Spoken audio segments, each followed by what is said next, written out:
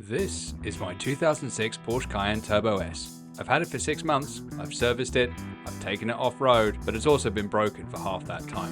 The bill itself came to £5,092.90. But with the car back on the road, I thought I'd do the sensible thing and drive it 1,000 miles to the Nürburgring. What could go wrong?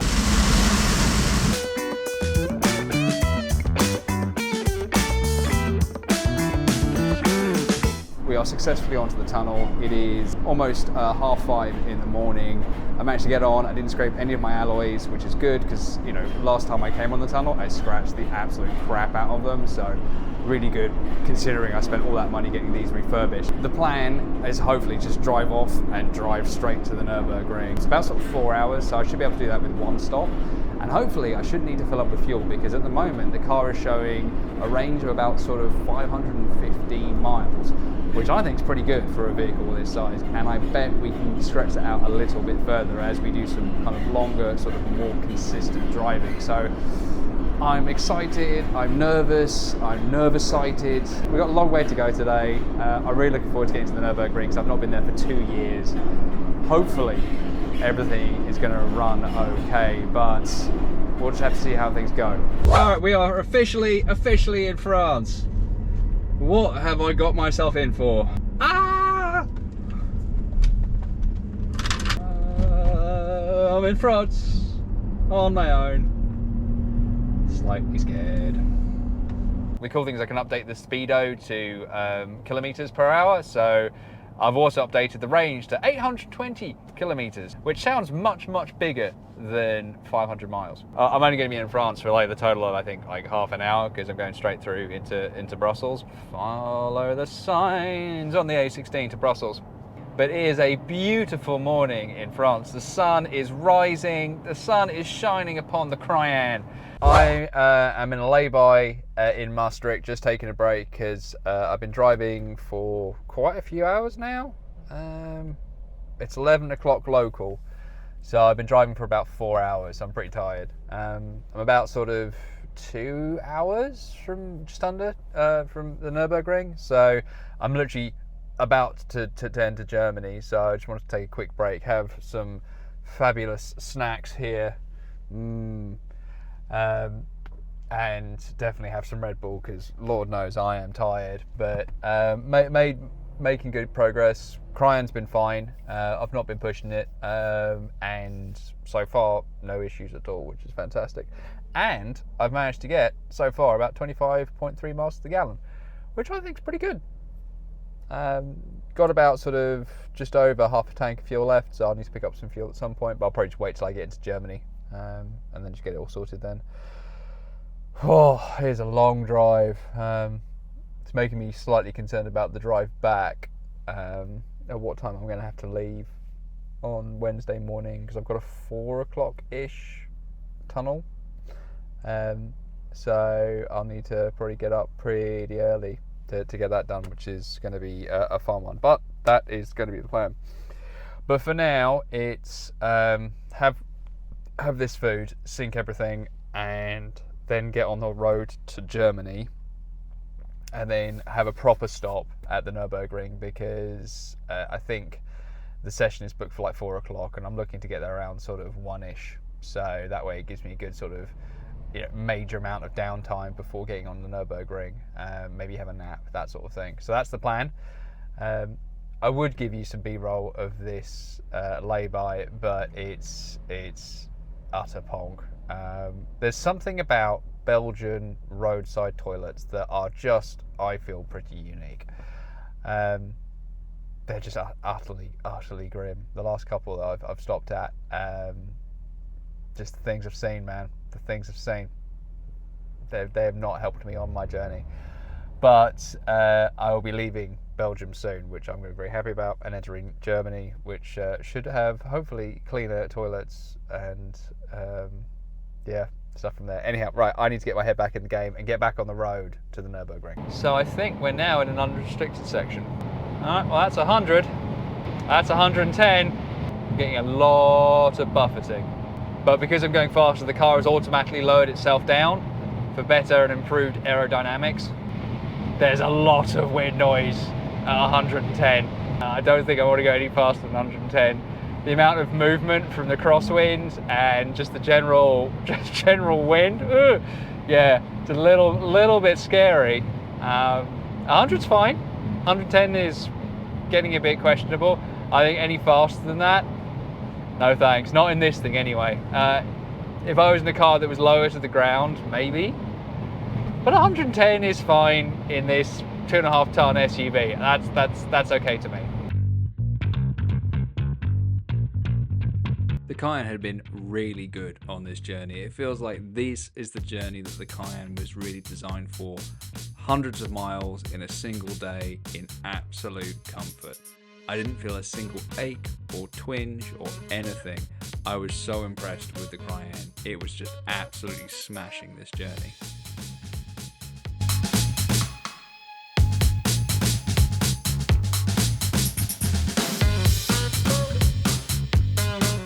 Alright, so we're about sort of 10-15 minutes away from the Nurburgring now. I just wanted to stop and just take in just how beautiful it is around here. The roads up to the Nurburgring are just lovely. They're not fast or anything like that, but it's just a lovely part of the country just to walk around in.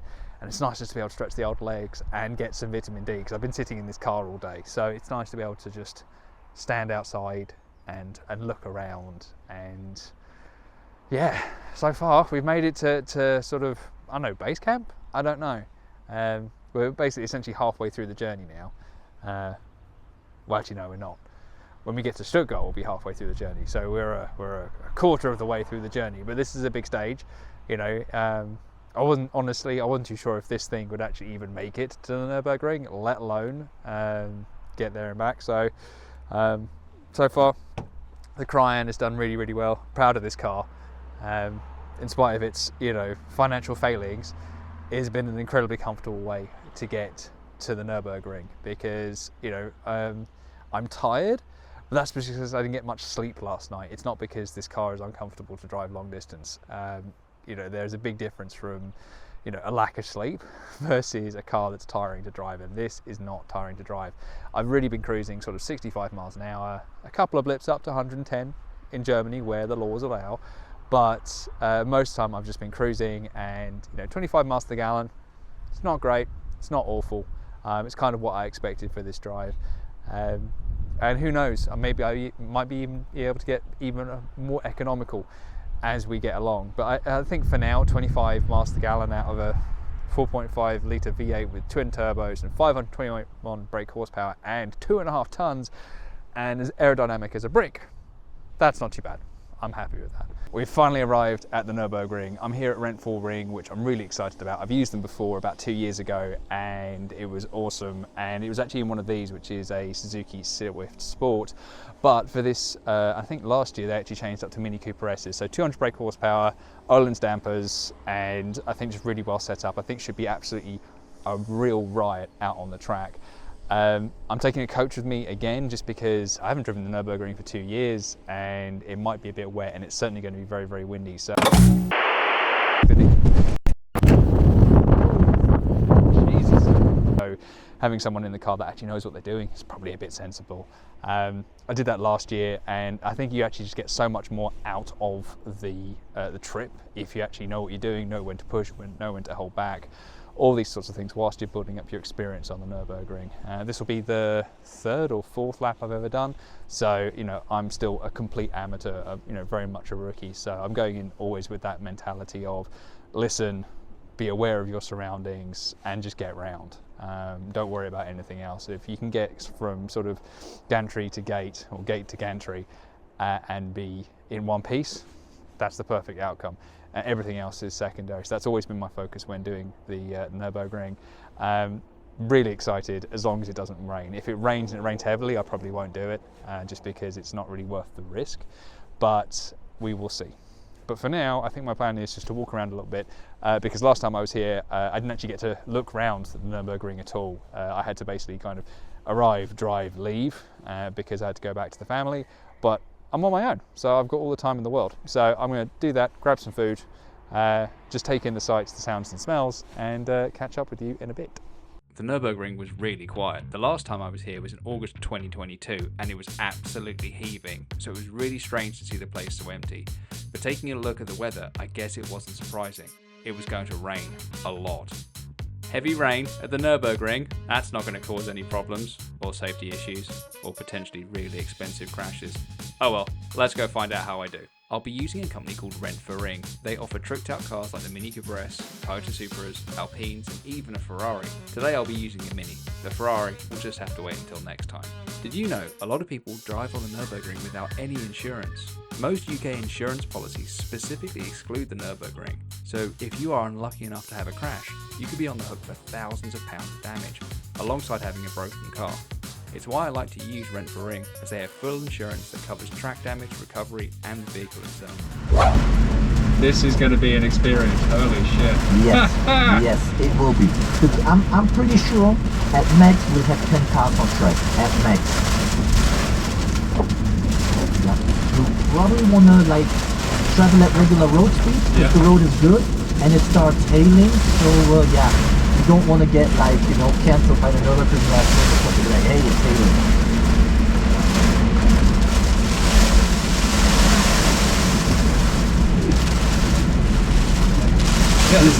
Yeah, this is going to be a sightseeing tour. Oh. I'm really sorry, you know. I mean, it's not your fault. You don't control the weather. Oh, I wish I could. Yeah. Yeah, I don't think the track's going to be open. If it's just raining, there might be a chance, yeah.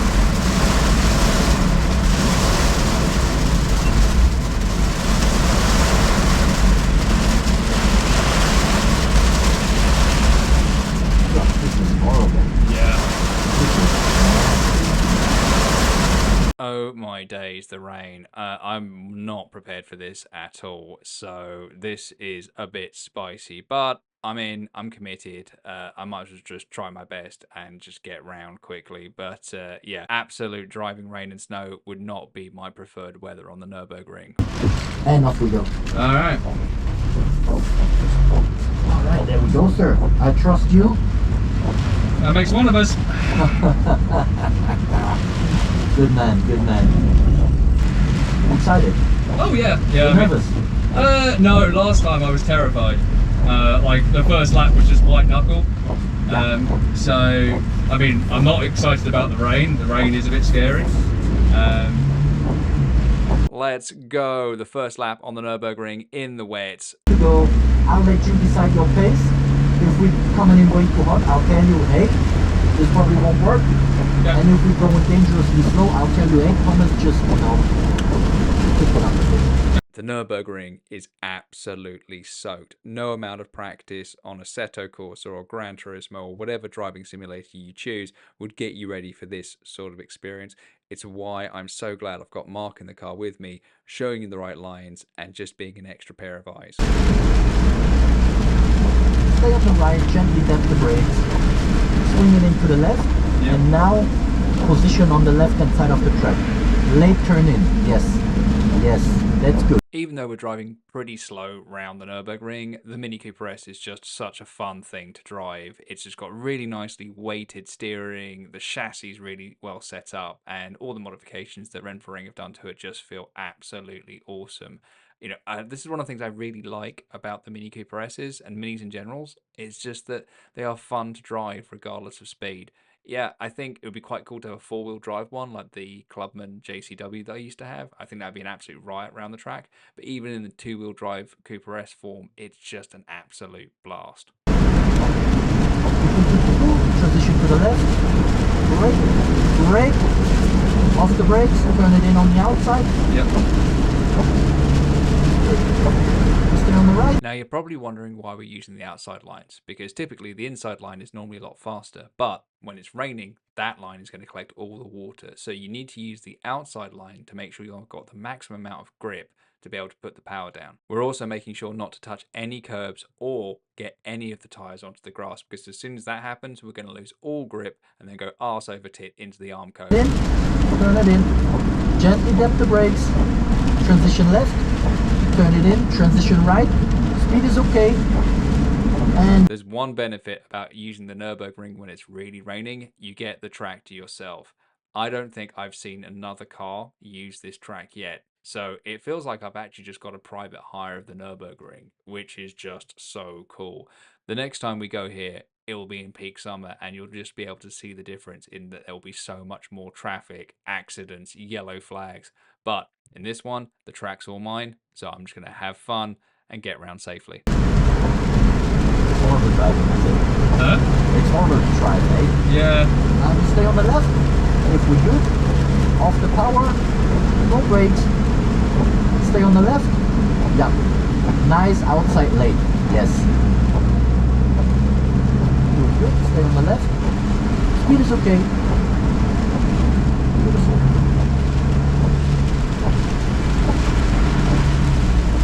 The track is like absolute glass. We've got sticky tires on, but with the rain and the oils and the rubber that's been put down by other cars, specifically, I think there was a GT3 race the prior weekend, which means the track has been absolutely hammered already.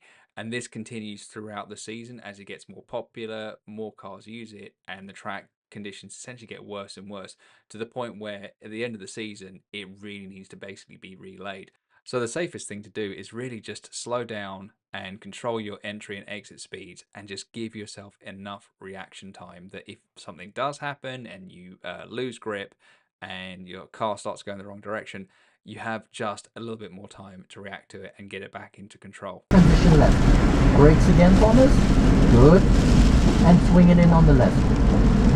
Beautiful. We're going to cross the dry line in a second. Good. Middle of the track. Do not touch the curbs under any circumstances. Yep. Good.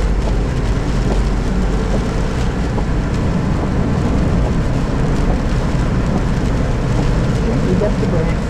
Bit more brakes. Good. Off the brakes. Turn it in. Super slippery up here. Stay on the right. Brake. Off the brakes. Turn it in on the outside. Some of you may have noticed that I'm not using the gears. This is the automatic gearbox, and it does have a manual mode and flappy paddles, which are actually surprisingly decent, all things considered. But I made a judgment call early on just to leave the car in drive and let the car kind of sort out its own gears.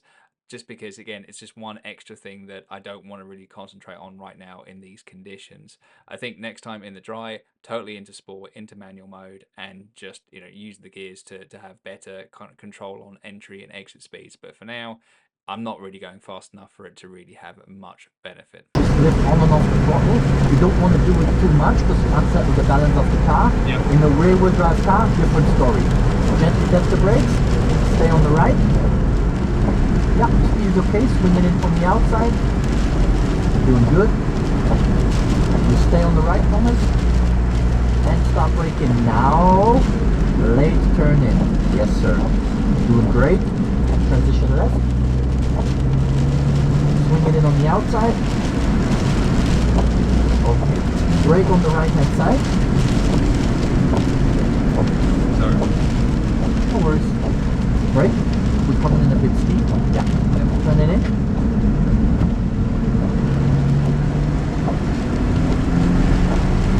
We're going to stop braking again. Brake a bit more. And turn it in. God, today he's got everything. He's done. Leaves. He's got no time to lose. Transition left.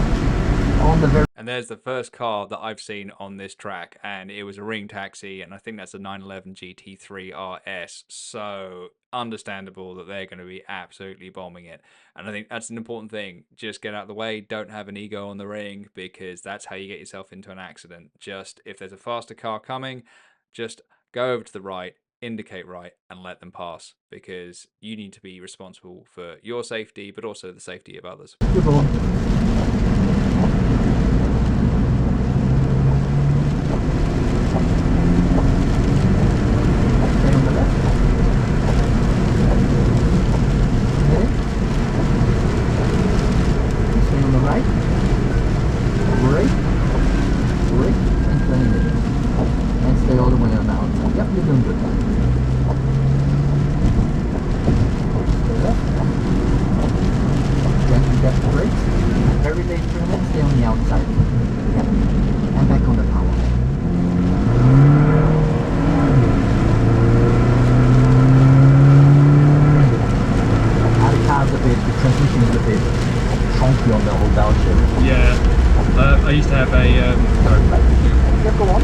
No, I used to have a 2020 Donkey Works Clubman.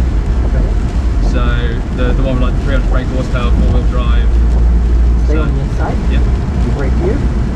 Brake. Transition left. Speed is okay. Yep.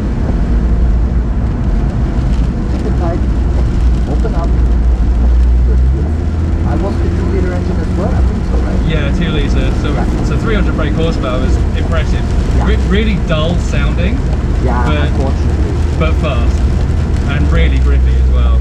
So we've just passed the 11-kilometer marker. So the Nürburgring is a really, really, really long stretch of road. It's 21 kilometers, so we are just about halfway, which is absolutely crazy. And one of the things you really need to be cognizant of is just the mental wear and tear, because it's just such a long piece of road. You need to be concentrating for every single second. So, you know, if you're doing multiple laps, you just need to make sure that you're not getting overtired, and because that's when mistakes essentially will creep in. Thank you very much, sir. Good man. Just want to get round. That's the only focus. Good. I will make it work.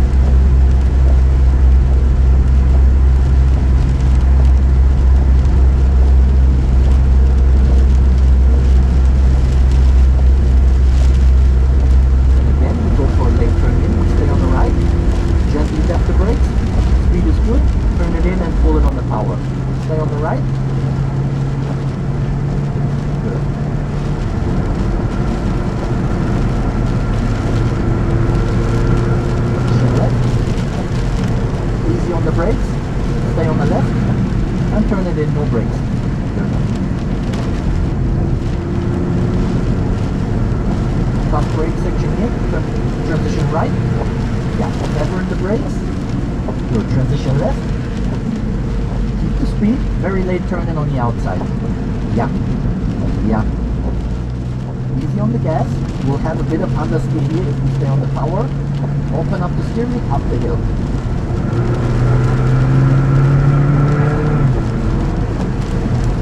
The carousel. So this is a basically a piece of reinforced concrete that allows you to, I don't know, take the corner sharper. I don't know the history of it, but it's something that everyone tries to hit perfectly whenever they go on the Nurburgring.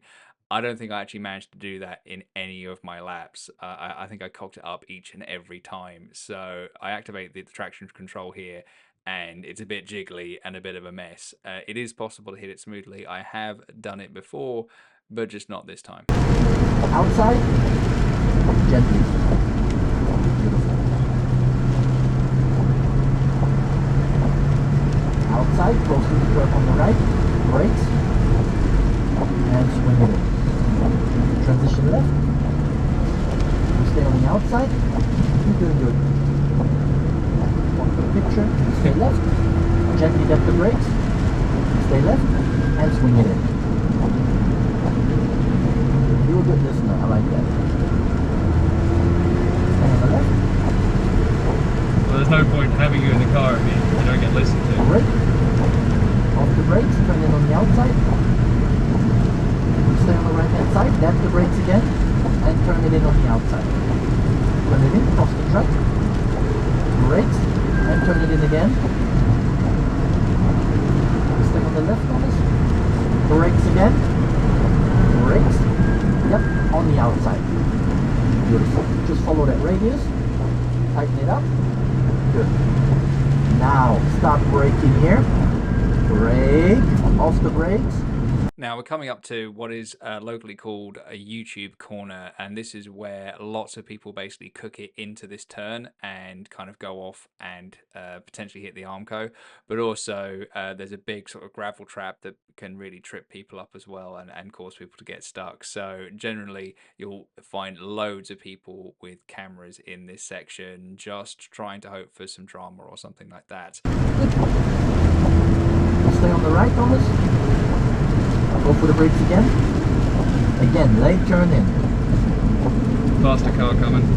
Very good. You got good spatial awareness. What you doing for a living? I get that a lot. I do nothing with cars or anything like that. I train people, basically. But I've had that quite a few times. No brakes required. Stay on the and stay on the left. Turn it in. Nice and smooth. Yeah, stay on the left.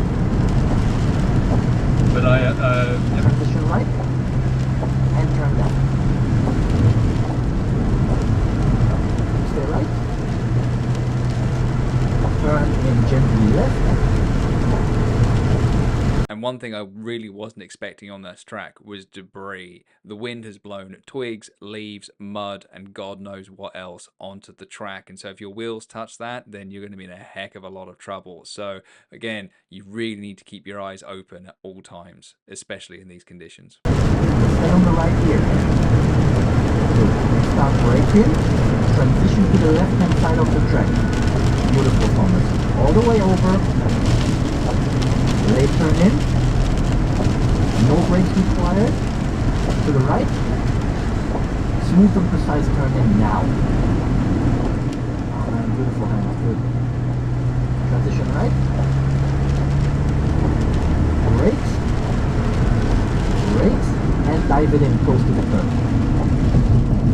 Beautiful. Open up. Brake.